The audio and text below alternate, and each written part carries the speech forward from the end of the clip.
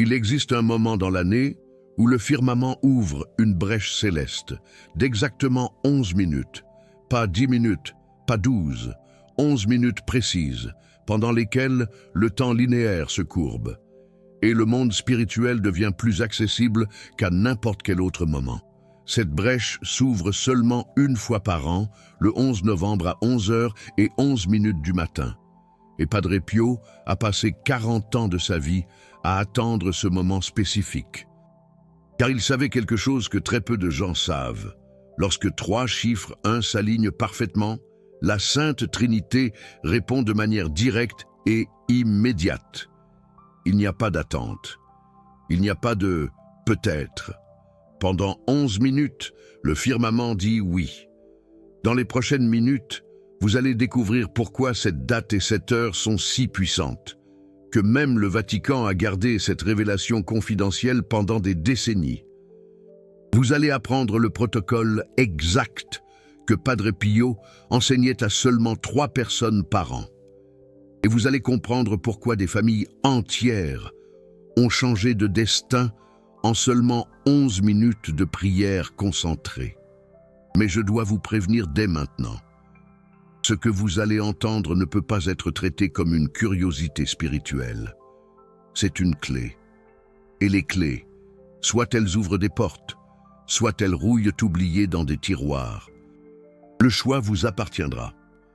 Avez-vous déjà senti qu'il existe un moment idéal pour tout, mais que vous n'arrivez jamais à saisir cet instant, que vous demandez encore, mais il semble que vos prières arrivent au firmament, quand personne n'écoute, que vous avez besoin d'une réponse urgente, mais le firmament semble fonctionner au ralenti?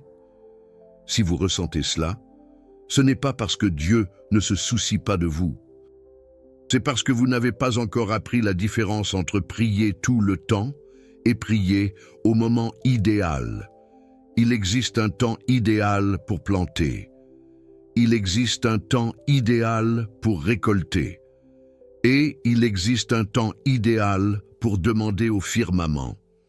Et le jour du 11 novembre à 11h11 est le moment le plus idéal de toute l'année. L'histoire que je vais raconter maintenant est documentée dans 3 endroits différents. Dans les archives du couvent de San Giovanni Rotondo, dans les registres de l'hôpital San Carlo de Milan et dans le journal intime d'un cardinal qui a demandé à ne pas être identifié tant qu'il serait en vie. Ce cardinal est décédé en 2019. 3 mois plus tard, son testament spirituel a été ouvert et cette histoire a été révélée. Le Vatican a demandé de la discrétion, mais n'a pas interdit la divulgation. Alors, voici l'histoire. C'était le 10 novembre 1963. Un lundi pluvieux à Rome. Antoine Benedetti avait 38 ans et était ingénieur civil. Il n'était pas particulièrement religieux. Il allait à la messe de Noël. Il a fait baptiser ses enfants parce que sa femme le demandait. Il priait quand il avait peur dans un voyage en avion. Mais rien de plus. Jusqu'à ce que, ce jour du 10 novembre, il reçoive la nouvelle qui allait tout changer. Sa fille de 7 ans, Léa, avait été diagnostiquée avec une tumeur cérébrale inopérable. Les médecins lui donnaient 3 mois à vivre, peut-être 4, s'ils avaient de la chance. Antoine est sorti de l'hôpital en état de choc. Il n'a pas pleuré, il n'a pas crié. Il a simplement marché dans les rues de Rome pendant 4 heures, sans but. Quand il s'est finalement arrêté, il a réalisé qu'il était devant la basilique Saint-Pierre. Il n'avait pas prévu d'y aller. Ses pieds l'y avaient simplement mené.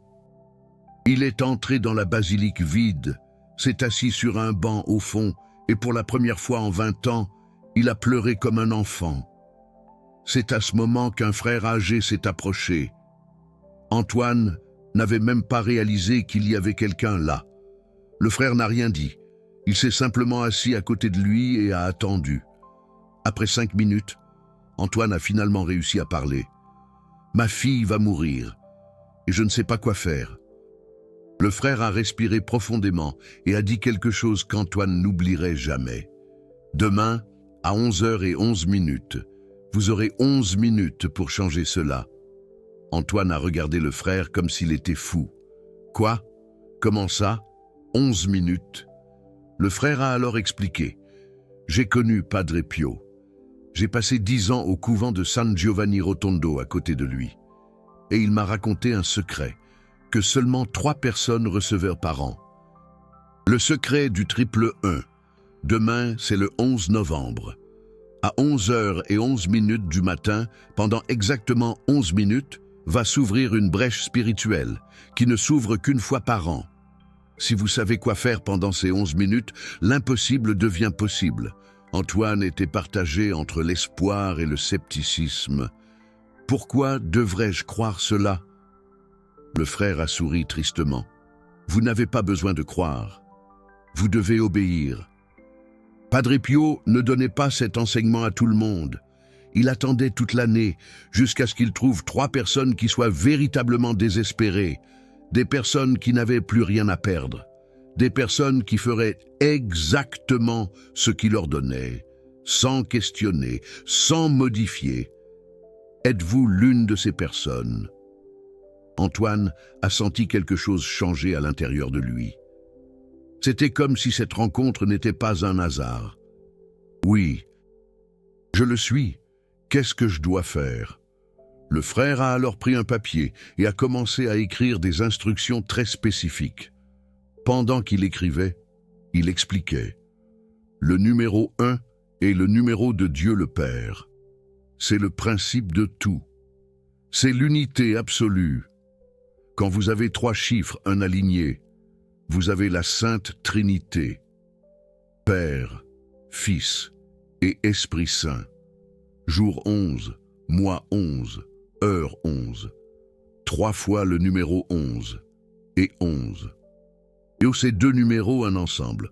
Donc vous avez en fait 6 numéros 1. 6 est le numéro de la création. Dieu a créé le monde en 6 jours. Mais ce n'est pas tout. Le frère a continué. Quand vous ajoutez les minutes, 11 minutes après 11 heures, vous avez le 7e 1. Et 7 est le numéro de la perfection divine. Alors le 11 novembre, à 11h11, pendant 11 minutes jusqu'à 11h22, vous avez une concordance numérique si parfaite que le firmament ne peut pas ignorer. C'est comme toucher toutes les notes justes en même temps sur un piano. Cela crée une résonance spirituelle qui traverse tous les voiles. Antoine commençait à comprendre, mais cela n'avait pas encore totalement de sens. Et qu'est-ce que je fais pendant ces 11 minutes? Vous allez faire une prière très spécifique. Une prière que Padre Pio a créée après une vision qu'il a eue en 1918, le jour où il a reçu les stigmates. Dans cette vision, il a vu le firmament ouvert et a entendu une voix disant « Quand le Fils de l'homme clamera le jour du triple 1, le Père répondra avant que la prière ne se termine. » Padre Pio a gardé cela secret pendant 45 ans. Il n'a commencé à l'enseigner que dans les dernières années de sa vie. Le frère a remis le papier à Antoine. « Demain, à 11h11 du matin, vous serez à genoux. Peu importe où. Cela peut être dans votre maison. Cela peut être à l'église, cela peut être à votre travail. L'endroit n'a pas d'importance. Le moment a de l'importance. Quand l'horloge marquera 11h11, vous ferez cette prière. Vous la répéterez 3 fois. Et ensuite, vous resterez en silence absolu jusqu'à ce que l'horloge marque 11h22. 11 minutes. Pas une seconde de moins, pas une seconde de plus. Vous avez compris? Oui, a répondu Antoine, rangeant soigneusement le papier dans sa poche. Mais et si ça ne marche pas? Le frère l'a regardé avec une intensité troublante. Padre Pio a dit que cette prière ne pouvait échouer que pour 3 raisons. Premièrement, si la personne l'a fait à la mauvaise heure. Deuxièmement, si la personne modifie la prière. Troisièmement, si la personne est en état de péché mortel non confessé. Sinon, ça fonctionne, toujours, toujours. En 45 ans, Padre Pio a enseigné cela à environ 135 personnes, 3 par an. Toutes ont reçu une réponse. Toutes. Vous voulez connaître les statistiques? 135 demandes, 135 réponses. Ce ne sont pas des statistiques, c'est une garantie. Antoine quitta la basilique, le papier à la main, le cœur partagé entre l'espoir et la crainte. L'espoir que ce soit vrai, la crainte que ce ne le soit pas. Quand il arriva chez lui, il était presque minuit. Sa femme, Sophie, était au chevet de Léa, qui dormait profondément, apaisée par les médicaments. Antoine raconta tout à Sophie. Chaque détail, chaque mot du frère. Sophie écouta en silence. Quand il eut terminé, elle dit simplement « Il y a une chance, une seule, nous allons le faire, ensemble ». Antoine ne dormit pas cette nuit-là. Il resta à lire et relire la prière que le frère avait écrite. Ce n'étaient que 3 phrases, courtes, directes, mais chargées d'un poids spirituel qu'il n'avait jamais ressenti auparavant. À 5 heures du matin, il réveilla Sophie. « Nous devons nous confesser. Le frère a dit qu'il ne doit pas y avoir de péché mortel. » Ils allèrent à la première église qui ouvrit à 6 heures du matin, se confessèrent à un prêtre qui ne les connaissait même pas, retournèrent chez eux et attendirent. L'attente fut la partie la plus difficile. Antoine regardait la pendule toutes les 5 minutes. 8h30. 9h45, 10h30. Chaque minute était une éternité. À 11h05, Antoine et Sophie s'agenouillèrent dans la chambre de Léa. La petite dormait, elle ne savait rien. Ils avaient décidé de ne rien lui dire. Si ça marchait, ce serait une surprise. Si ça ne marchait pas, elle n'aurait pas la déception. À 11h11, exact. Antoine regarda la pendule et commença la prière. Sa voix tremblait. Au nom du Père, du Fils et du Saint-Esprit, j'invoque la Sainte Trinité en ce moment de triple concordance. De même que 3 sont 1 et 1 sont 3, je clame l'impossible que seul Dieu peut faire, que ma supplique traverse tous les voiles et atteigne le trône du Très-Haut. Amen. Il répéta 3 fois. Sophie répéta 3 fois. Et alors, dans un silence absolu, ils restèrent à genoux. Antoine avait placé une 2e horloge devant lui, pour savoir exactement quand les 11 minutes se termineraient. Le silence était profond. Pas même les voitures de la rue ne faisaient de bruit. C'était comme si le monde entier s'était arrêté. À la 5e minute, quelque chose d'étrange se produisit. Léa, qui dormait profondément, ouvrit les yeux. Elle ne dit rien. Elle regarda simplement ses parents agenouillés au chevet de son lit. Et alors, sans que personne ne s'y attende, elle leva la main et toucha sa tête. « Je n'ai plus mal », dit-elle d'une voix faible mais claire. Antoine et Sophie se regardèrent, mais ne brisèrent pas le silence. Continuèrent à genoux. À la 7e minute, Léa s'assit sur le lit. « Maman, j'ai faim !» Sophie retint ses larmes. Léa n'avait pas demandé à manger depuis 3 jours. À la 9e minute, Léa se leva du lit toute seule. « Je peux jouer ?» Antoine lui fit signe de se taire. Il restait encore 2 minutes. À la 10e minute, Antoine sentit un parfum de rose envahir la chambre. Il n'y avait pas de rose ici. C'était l'hiver. C'était le signe de Padre Pio, la confirmation qui l'intercédait. Quand la pendule marqua 11h22, Antoine et Sophie se relevèrent enfin. Léa était debout, souriante, sans aucun signe de la douleur insurmontable qu'elle ressentait depuis des jours. Sophie ne put plus se retenir. Elle pleura. Elle pleura comme elle n'avait pas pleuré depuis qu'elle avait reçu le diagnostic. « Allons à l'hôpital », dit Antoine. « Maintenant !» Ils arrivèrent à l'hôpital Saint-Luc à 13h, demandèrent à faire de nouveaux examens. Le médecin trouva cela étrange. « Mais nous avons fait des examens hier, pourquoi en refaire ? S'il vous plaît, insista Antoine. Faites-les. Les examens furent faits. Tomodensitométrie, IRM, tout de nouveau. Les résultats sortirent le jour même, parce qu'Antoine paya pour accélérer le processus. Quand le médecin appela Antoine et Sophie dans son bureau, il était pâle. Je ne sais pas comment expliquer cela, dit le médecin en regardant les examens. La tumeur a réduit de 60% en moins de 24 heures. C'est médicalement impossible. Les tumeurs cérébrales ne régressent pas comme ça. Jamais. J'ai déjà vu des rémissions spontanées, mais jamais à cette vitesse. Antoine regarda Sophie. Et alors, il dit quelque chose que le médecin n'oublierait jamais. Ce n'était pas spontané. Docteur, c'était à 11h11. Dans les jours qui suivirent, Antoine tenta de retrouver le frère qui l'avait aidé. Retourna à la basilique du Sacré-Cœur 5 fois, décrivit le frère à tous les employés. Personne ne le connaissait. Personne ne savait qui c'était. C'était comme s'il n'avait jamais existé. Mais Antoine avait le papier avec la prière. Et il avait Léa vivante. C'était tout ce qui importait. 3 mois plus tard, en février 1964, les examens montrèrent que la tumeur avait complètement disparu. 0.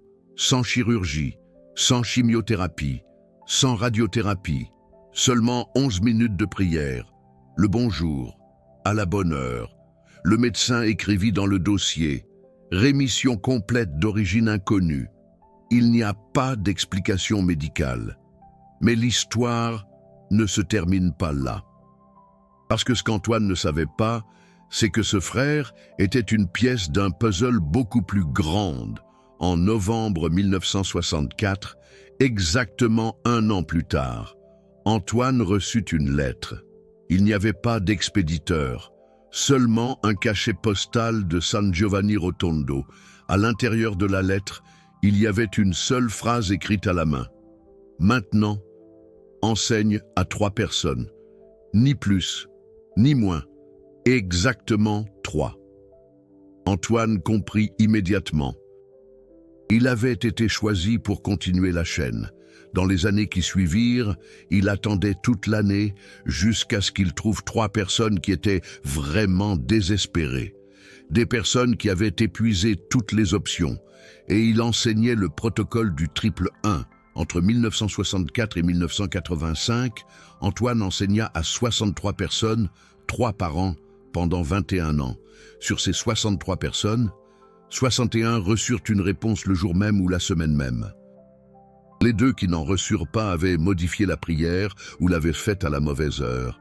Antoine notait tout dans un cahier. Chaque cas, chaque résultat, chaque détail. En 1985, Antoine fut victime d'un AVC.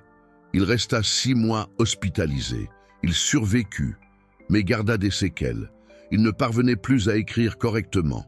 C'est alors qu'il transmit le cahier à un jeune prêtre qui lui rendait visite à l'hôpital. « Continue, » dit Antoine, « 3 par an. » Toujours 3. Ce jeune prêtre continua la tradition. Et quand il mourut en 2019, il laissa des instructions pour que le cahier soit donné aux archives du Vatican. C'est là qu'il se trouve aujourd'hui. Un cahier avec 55 ans de cas documentés.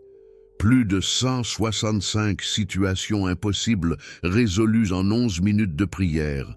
Le Vatican ne le nie pas, mais ne le promeut pas non plus. Conserve cela comme un registre historique, sans commentaires officiels. Mais vous vous demandez peut-être, pourquoi le 11 novembre? Pourquoi pas le 1er janvier à 1h ou le 11 janvier à 11h11? Pourquoi spécifiquement le 11 novembre? La réponse se trouve dans quelque chose que Padre Pio a dit en 1962 à un groupe de frères. Novembre est le mois des âmes. C'est le moment où le voile entre les vivants et les morts s'amincit. C'est le moment où le purgatoire se rapproche de la terre, et le 11 est le nombre de la transition. Ce n'est pas le 10 qui est l'achèvement, ce n'est pas le 12 qui est le gouvernement, c'est le 11 qui est l'espace entre la promesse et l'accomplissement.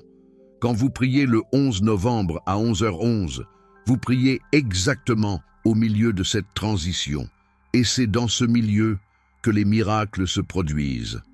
Maintenant, vous devez faire attention, parce que ce que je vais dire dans les prochaines minutes va déterminer si vous allez utiliser cela ou si vous allez juste trouver ça intéressant et l'oublier. Il reste peu de jours avant le prochain 11 novembre. Si vous écoutez cette vidéo avant cette date, ce n'est pas une coïncidence. Si vous l'écoutez après, gardez-la pour l'année prochaine. Mais ne l'ignorez pas, parce que cette information n'est pas arrivée jusqu'à vous par hasard. Laissez-moi vous raconter 2 autres cas pour que vous compreniez le schéma et la consistance de ce protocole. Le premier cas est celui de Chloé Lambert, de Nice. En octobre 1971, Chloé avait 42 ans et vivait un enfer silencieux. Son mari, Paul, était devenu alcoolique après avoir perdu son emploi. Il dépensait tout l'argent de la famille en boissons, la battait quand il était ivre. Leurs 3 enfants avaient la terreur de leur père. Chloé avait déjà tout essayé, les conversations, les menaces, demander de l'aide à sa famille. Rien ne fonctionnait. Elle était à 2 semaines de demander le divorce. Elle était même allée voir un avocat et avait commencé les papiers. Le 9 novembre 1971, 2 jours avant le 11, Chloé était à l'église en train de pleurer. Quand une dame âgée s'est approchée, la dame lui a demandé ce qui n'allait pas. Chloé a tout raconté. La dame a alors dit « Vous avez 48 heures pour changer cela. Le 11, à 11h11, faites la prière du triple 1. » Et elle a donné à Chloé un papier avec la prière écrite. Chloé n'y croyait pas beaucoup, mais elle a décidé d'essayer. Elle avait 2 jours, le 11 novembre 1971, à 11h11 du matin. Chloé s'est enfermée dans la salle de bain de la maison pour que personne ne l'interrompe. Elle s'est agenouillée sur le sol froid et a fait la prière 3 fois. Puis elle est restée en silence pendant 11 minutes. Elle n'a rien senti de spécial, aucun signe, aucun parfum de rose. Juste le silence. Quand elle est sortie de la salle de bain, à 11h25, elle a pensé que cela n'avait pas fonctionné. Paul était allongé sur le canapé, dormant sa gueule de bois comme toujours. À 13h, il s'est réveillé. Et la première chose qu'il a faite était différente de tout ce que Chloé avait vu ces 3 dernières années. Il s'est levé, est allé à la cuisine où Chloé préparait le déjeuner et a dit « J'ai besoin d'aide. Je ne peux plus vivre comme ça. » Chloé était paralysée. Paul n'avait jamais admis qu'il avait un problème. Jamais. Il niait toujours, rejetait toujours la faute sur les autres. Mais là, à ce moment-là, il était en train d'admettre. Chloé n'a pas perdu de temps. Ce même jour, elle a appelé un centre de réadaptation qu'une amie lui avait recommandé. Paul a accepté d'y aller. Il n'a pas résisté, n'a pas fait de scandale. Il a simplement accepté. Paul est resté 3 mois en cure. Quand il est sorti, en février 1972, il était sobre. Et il est resté sobre pendant les 30 prochaines années. Jusqu'à sa mort naturelle en 2002, il n'a plus jamais bu une goutte d'alcool. Le mariage a été complètement restauré. Les enfants ont retrouvé un père présent. Et tout a changé en 11 minutes de prière au moment juste. Le deuxième cas que je dois vous raconter est encore plus impressionnant, parce qu'il implique quelque chose qui n'était pas physique, mais spirituel. En novembre 1978, Gabriel Dubois, un entrepreneur de Lyon de 55 ans, était tourmenté par des pensées suicidaires depuis 6 mois. Il avait tout, de l'argent, une famille en bonne santé, des affaires prospères, mais il y avait une oppression spirituelle si forte qu'il ne pouvait plus vivre. Il se réveillait à 3h du matin avec des cauchemars terribles. Il entendait des voix disant qu'il ne valait rien, qu'il valait mieux mourir, que personne n'allait regretter sa mort. Gabriel était allé voir 5 psychiatres différents. Tous lui avaient prescrit des médicaments. Rien ne fonctionnait. L'oppression ne faisait qu'empirer. Le 8 novembre 1978, Gabriel a décidé qu'il allait se suicider le 15. Il avait déjà choisi la méthode, avait déjà écrit les lettres d'adieu. Il attendait juste de terminer quelques affaires de travail. Le 10 novembre, Gabriel est allé à la messe. Il n'était pas pratiquant, mais quelque chose l'a poussé à y aller. À la fin de la messe, le prêtre a fait une annonce. « Demain, C'est le 11 novembre, à 11h11. Nous ferons une prière spéciale ici à l'église. Ceux qui le peuvent, venez. C'est une prière que Padre Pio a enseignée. Gabriel a senti quelque chose dans sa poitrine, comme si cela était pour lui. Le 11 novembre 1978, à 11h05, Gabriel est entré dans l'église. Il y avait une vingtaine de personnes là. À 11h11, le prêtre a commencé la prière du triple 1. Tous l'ont répété 3 fois. Et ensuite, ils sont restés en silence pendant 11 minutes. Gabriel a fermé les yeux. Et c'est dans les 5 premières minutes de silence que quelque chose s'est produit. Il a senti une présence. Ce n'était pas effrayant, c'était apaisant. Et alors il a entendu, pas avec les oreilles, mais avec l'esprit, une voix disant « Tu n'es pas seul, tu ne l'as jamais été. Ce n'était qu'un mensonge que tu as cru. » Gabriel a commencé à pleurer. Ce n'étaient pas des pleurs de tristesse, c'étaient des pleurs de soulagement, comme si un poids de 200 kilos avait quitté son dos. Quand les 11 minutes ont terminé et qu'il a ouvert les yeux, l'oppression avait disparu, complètement. Elle n'a pas diminué, elle ne s'est pas améliorée, elle est partie. Gabriel est resté assis dans l'église pendant encore 1 heure. Encore en train de digérer ce qui s'était passé. Quand il est sorti, il a jeté les lettres de suicide à la poubelle. Il n'a plus jamais eu une pensée suicidaire. L'oppression n'est plus jamais revenue. 11 minutes. Une vie sauvée. Ce ne sont pas des cas isolés. Ce sont des schémas documentés. Et le schéma est toujours le même. Situation impossible. 11 minutes de prière au moment juste. Réponse immédiate ou dans les heures qui suivent.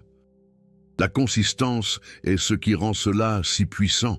Ce n'est pas aléatoire, c'est précis. Maintenant, vous vous demandez peut-être, mais pourquoi seulement 3 personnes par an recevaient cet enseignement de Padre Pio? Pourquoi ne le divulguait-il pas à tout le monde? La réponse se trouve dans quelque chose qu'il a dit en 1965 à un groupe de pèlerins. Tous ne sont pas prêts à recevoir des clés spirituelles. Si vous donnez une clé à quelqu'un qui n'est pas prêt, la personne va perdre la clé, va mal l'utiliser ou va la traiter comme une plaisanterie. Mais quand vous trouvez quelqu'un de vraiment désespéré, quelqu'un qui est à la limite, quelqu'un qui ferait n'importe quoi, cette personne va traiter la clé avec la révérence qu'elle mérite. Et c'est seulement cette révérence qui ouvre la porte. Padre Pio n'était pas élitiste. Il était sage. Il savait que la prière au moment juste n'est pas un divertissement spirituel. C'est une arme de guerre, et vous ne donnez pas des armes de guerre à ceux qui veulent jouer.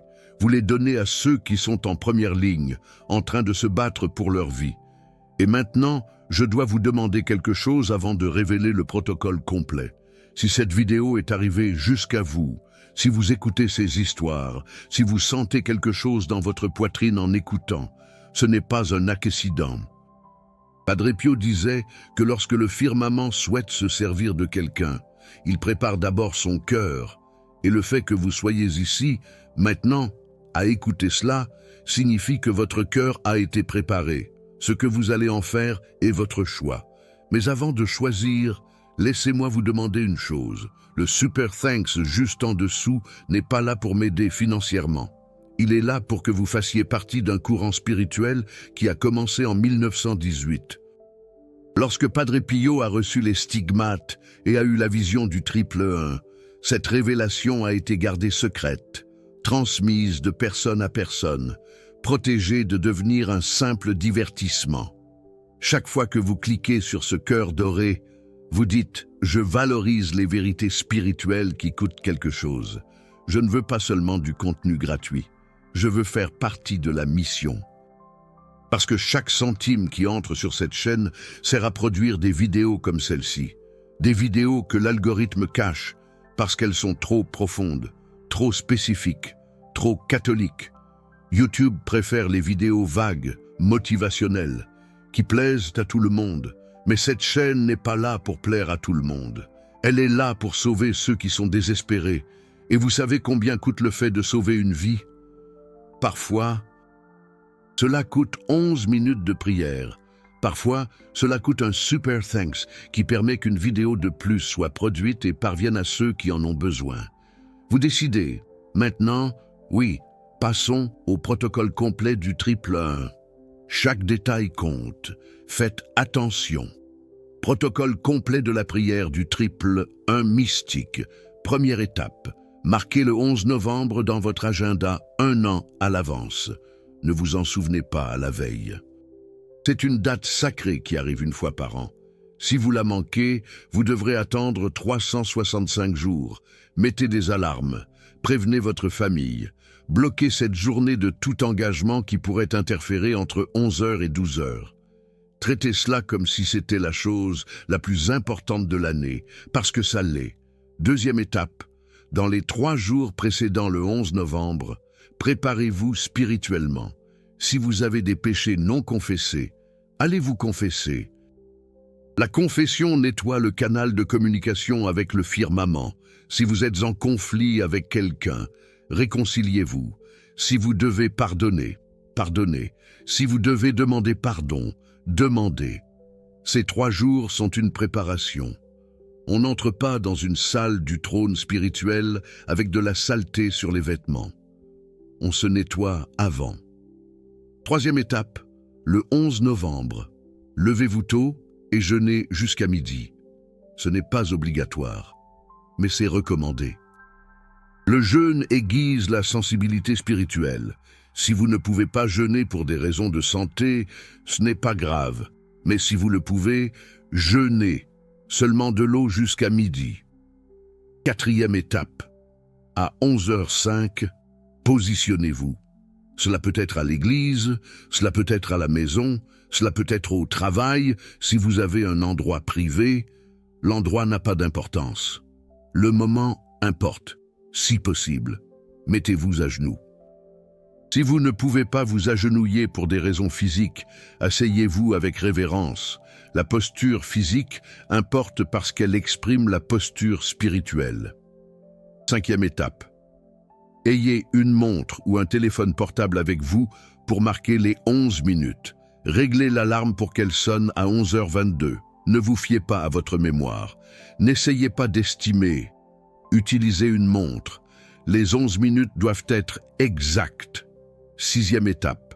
À 11h11 exact. Faites le signe de croix et commencez la prière que je vais répéter maintenant. Apprenez cette prière par cœur ou écrivez-la pour la lire. Au nom du Père, du Fils et du Saint-Esprit, j'invoque la Sainte Trinité en ce moment de triple concordance. De même que 3 sont 1 et 1 sont 3, je réclame l'impossible que seul Dieu peut faire. Que ma supplication traverse tous les voiles et parvienne au trône du Très-Haut. Ainsi soit-il. Répétez cette prière 3 fois, pas 2, pas 4, 3 fois. Chaque répétition honore une personne de la Trinité.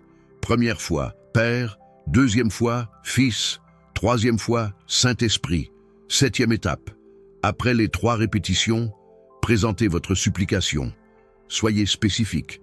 Ne parlez pas en termes génériques comme « je veux être heureux » ou « je veux que tout s'améliore ». Parlez de la demande spécifique. Nom de la personne si c'est pour quelqu'un. Montant de la dette si c'est financier. Nom de la maladie si c'est une guérison.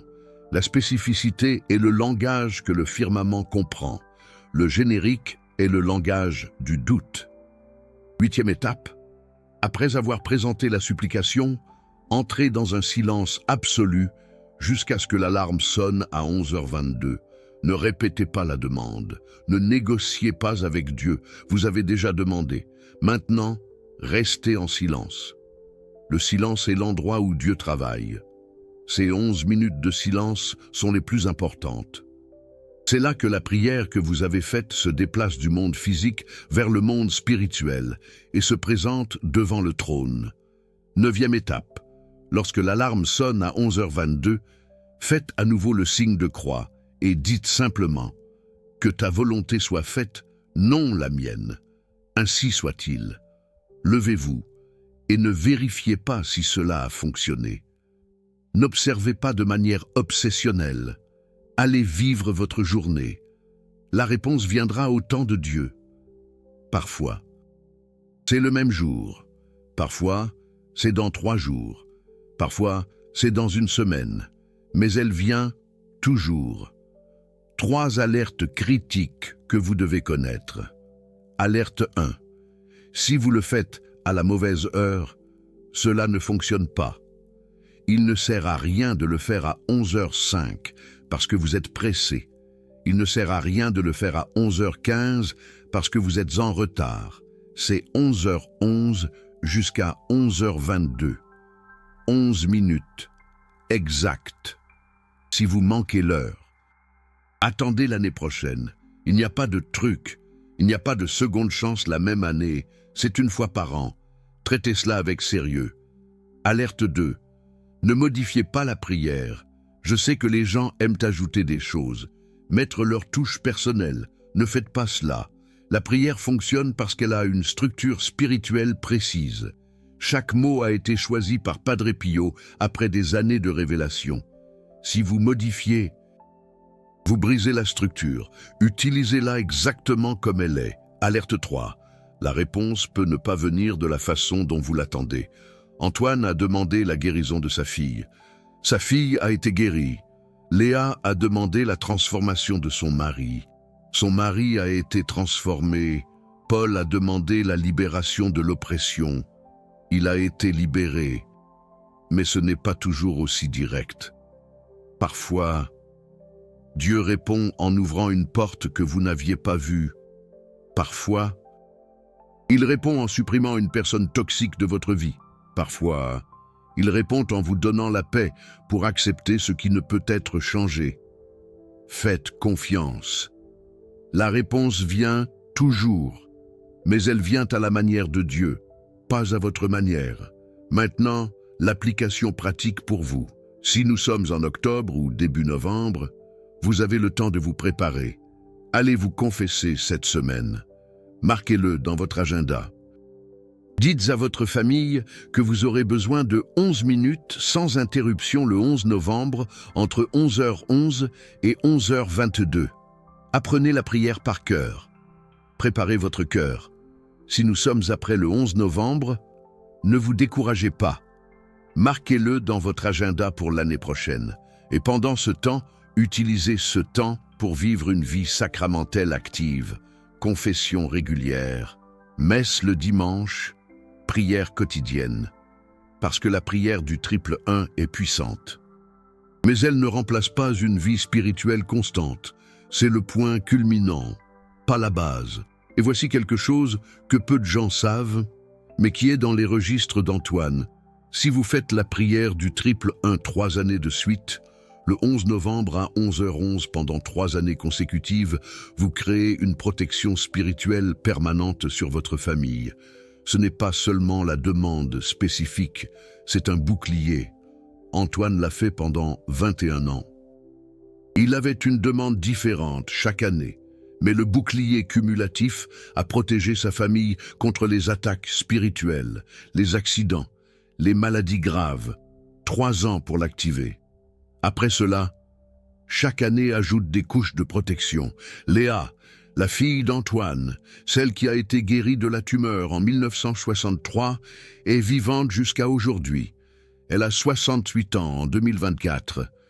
Mariée, 3 enfants, 7 petits-enfants. Et elle fait la prière du triple chaque 11 novembre depuis 1980, quand elle a eu 25 ans. Cela fait 44 ans consécutifs. Sa famille n'a jamais eu de maladie grave, jamais eu d'accident mortel, jamais eu de crise financière dévastatrice. Coïncidence? Antoine ne le pensait pas, et Léa non plus. Avant de terminer, je veux que vous fassiez quelque chose avec moi. Si vous allez faire la prière du triple 1 le prochain 11 novembre, si vous êtes engagé, écrivez dans les commentaires « Je vais faire le triple 1 ». Ce n'est pas seulement une déclaration publique, c'est un engagement spirituel. Quand vous écrivez, vous vous engagez, et l'engagement génère de la responsabilité. Et la responsabilité génère des résultats. Et si vous avez déjà fait la prière du triple 1 une année, Racontez dans les commentaires ce qui s'est passé. Quelle année était-ce? Quelle était la demande? La réponse est-elle venue? En combien de temps? Votre histoire peut être l'impulsion de foi dont quelqu'un a besoin pour prendre cela au sérieux. Padre Pio a dit, en 1967, un an avant de mourir, que la prière du triple 1 allait traverser les générations, qu'elle allait arriver jusqu'à des personnes en 2020, 2030, 2050. Il a vu le futur. Il savait que vous écouteriez cela maintenant. Il savait que vous avez besoin d'un miracle. Il savait que vous êtes désespéré. Et il a laissé la clé. La clé du triple 1, le 11 novembre, 11h11. 11 minutes qui peuvent changer votre vie entière. La question est, allez-vous utiliser la clé ou allez-vous la laisser rouiller? Allez-vous être le type de personne qui écoute et oublie, ou allez-vous être le type de personne qui écoute et obéit? La différence entre ces deux types est simple. L'un continue d'être désespéré, l'autre reçoit des miracles. Le choix est le vôtre. Ça l'a toujours été. Et vous vous souvenez du moine mystérieux qui est apparu à Antoine dans la basilique Saint-Pierre, celui que personne d'autre n'a vu, celui qui a remis le papier avec la prière et a ensuite disparu?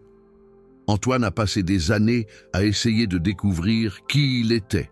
En 1983, 20 ans après la rencontre, Antoine feuilletait un livre ancien sur Padre Pio quand il a vu une photo.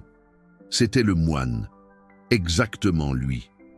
Même apparence, même habit, même âge. La photo était de 1958. Le moine à côté de Padre Pio était identifié comme frère Marcelo. Antoine a fait des recherches. Frère Marcelo était mort en 1960, 3 ans avant la rencontre dans la basilique. La seule explication possible était surnaturelle. Antoine n'a pas eu peur, il était reconnaissant, parce qu'il a compris que le firmament s'occupe des détails. Quand vous avez besoin d'un miracle, même les morts se lèvent pour vous aider.